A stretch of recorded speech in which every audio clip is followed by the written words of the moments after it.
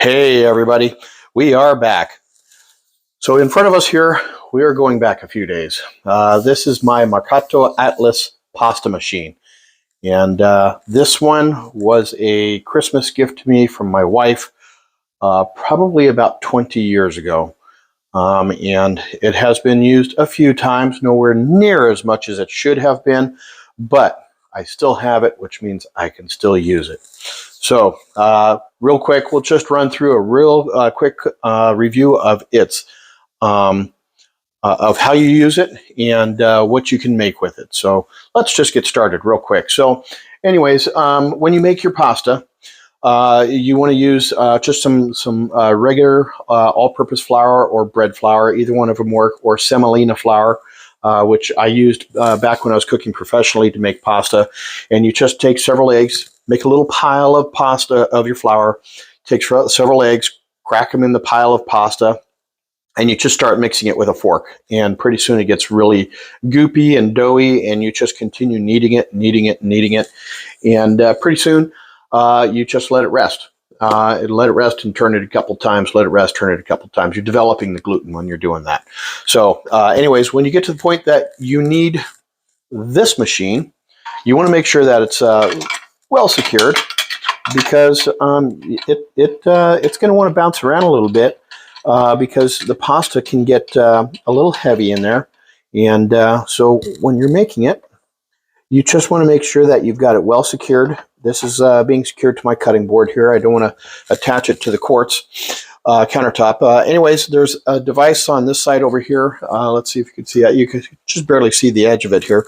So what you do is you pull this out, and this is going to determine the thickness of your original rolling. So this is a number 1, which is the thinnest. You can actually go a little thinner, but it's just going to push back. And that goes all the way up to a number 7.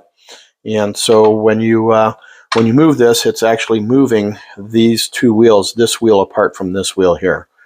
And so what you do is you just feed your dough into here, and you just turn this. You want to make sure that there's plenty of flour in here, because if you don't, your pasta dough is going to stick to the wheels. These are stainless steel, but it'll still stick to it. And you just roll it through, and as it comes out, you put it back in, and you roll it through, and then you pull it back out, you fold it over, and you put it back in, you roll it through. And every time when you roll it through, you make it just a little bit thinner, and then just a little bit thinner. And then when you're ready to turn it into pasta, you pull the handle out here. And if you want to make fettuccine, you just feed it into the fettuccine roller here. And it's the same thing. You just go ahead, and you don't want your pasta to be any fatter than this, because then it's going to roll over on itself, and it might bind up, or it's going to make some really fat pasta. And that doesn't cook as evenly as if it's all the same thickness and the same width. And so same thing, you just want to make sure there's plenty of flour in here, and you roll it through. You don't have to be fast, you just have to be consistent. And then the same thing with the spaghetti. Did I say that right? Spaghetti. Same thing, you just feed it into the spaghetti roller here, lots of flour, make sure it doesn't stick to it. And then when you're done, you can either cook your pasta right away, or you can set it off to the side, let it dry a little bit, let it rest a little bit. I've done both, and both work very well.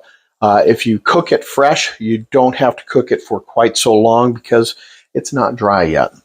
So again, of course, if it is dry, you'll need to cook it for a little bit longer. So there you have it, my Marcato Atlas pasta roller.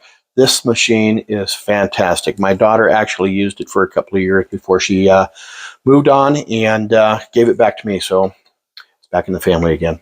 Hope you guys got something out of this video. I hope you all have a fantastic evening. We'll catch you on the next one. Cheers, everybody.